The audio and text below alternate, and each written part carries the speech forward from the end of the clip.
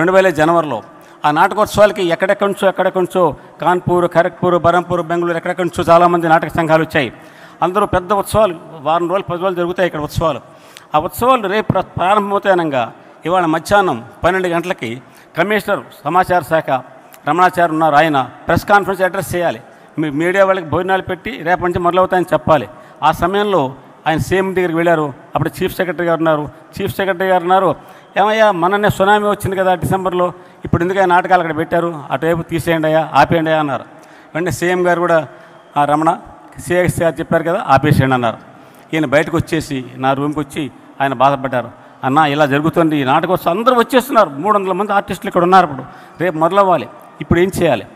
అప్పుడు మళ్ళీ మాట్లాడదామని మళ్ళీ ప్రయత్నం చేసి మళ్ళీ మేము విడిగా సీఎం గారిని కలిసినప్పుడు సీఎం గారు చెప్తే అన్నారు, సిఎస్ చెప్పారు కదా, దట్ హోల్డ్స్ గుడ్ అంతే అన్నారు.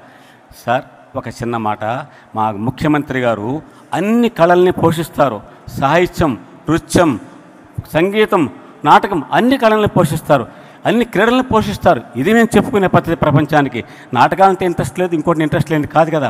పైగా ఈ కళాకారులంతా ప్రొఫెషనల్ కాదు, వాళ్ళంతా ఉద్యోగాలు చేసుకుంటున్న వాళ్ళు, ఔత్సాహికులు, సెలవులు పెట్టి రిహార్సల్ చేస్తారు, సొంత డబ్బు ఖర్చు పెట్టి టికెట్లు కొనుక్కుంటారు. ఒక నాటకానికి 10 మంది ఆర్టిస్టులు ఉంటే వెనక 15 మంది కనీసం టెక్నీషియన్స్ పనిచేస్తారు. ఇంత పెద్ద వ్యవస్థ కాన్పూర్, ఖరగ్పూర్ ఎక్కడెక్కడి నుంచో వచ్చారు వాళ్ళు. ఆల్రెడీ 300 మంది వచ్చున్నారు, ఇంకా 400 మంది రావాల్సి ఉంది.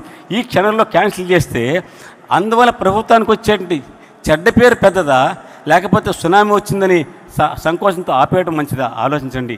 ఆయన ఒక్క సెకండ్ రమణ చేసుకోపో అన్నారు. నాటకోత్సవాలు జరిగాయి విజయవాడలో మొట్టమొదటిసారి ఆంధ్రప్రదేశ్ రాష్ట్రంలో, అంతకుముందు ఎప్పుడు జరగలేదు. మరొక సంఘటన చెప్తున్నాను. వారు పివి నరసింహారావు హాస్పిటల్లో ఉన్నారు. హాస్పిటల్లో ఉన్నప్పుడు వారు చివరి కొద్ది మాసాల సమయంలో అప్పటికే ఒకసారి కేవీపీ గారు సీఎం గారు వెళ్ళొచ్చారు.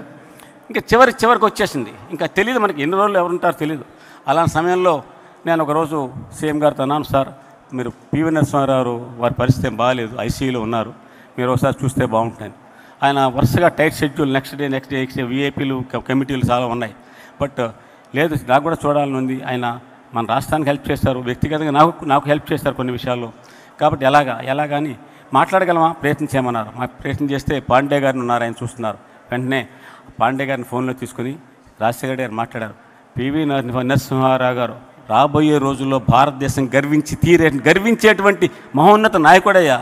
అలాంటి నాయకుడు మా రాష్ట్రం వాడు, మా తెలుగువాడు. నేను గర్విస్తున్నాను, నా రోమాంచితం అవుతుంది నాకు తలుచుకుంటే.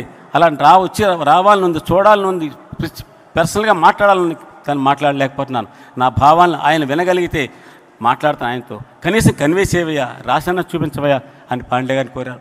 ఇలాంటి తపన ఆరాటం ఉన్నటువంటి నాయకుల్ని ఎంతమంది చూస్తారు మీరు? ఏది కొలబద్ద? ఇంకొక విషయం చెప్తాను. హెచ్కేఎల్ భగత్ గారు సెక్రటరీగా ఉన్నారు. ఆ హెచ్కేఎల్ భగత్ గారి దగ్గర నేను వెళ్ళాను 1991లో. అంతకుముందు జరిగింది హైదరాబాద్లో. రాజీవ్ గాంధీ గారికి వచ్చినప్పుడు అక్కడ లేక్ క్విక్ స్టోర్స్ దగ్గర ఏదో కొంత చిన్న తొక్కిసలాట జరిగింది. దాని మీద ఒక యువ నాయకుడు ఏమన్నానేమో రాజీవ్ గాంధీ గారు సస్పెండ్ చేసేస్తున్నారు, రాజశేఖర రెడ్డి గారిని యాక్షన్ తీసుకుంటున్నారు అంటే ప్రచారం చేశారు. దాని మీద ఢిల్లీకి రిప్రజెంటేషన్ ఇచ్చామన్నారు. చాలా హడావుడి జరిగిపోయింది. ఏమిటిది నిజమా అని అనుకుని నాకు తెలీదు. నేను ఢిల్లీ వెళ్ళిన కొత్తది. హెచ్కేఎల్ భగత్ గారిని కలిసి భగత్ గారు మీరు చెప్పండి, ఇలా అనుకుంటున్నారు, మా రాష్ట్రంలో ఇలా ప్రచారం జరుగుతుంది. ఆయన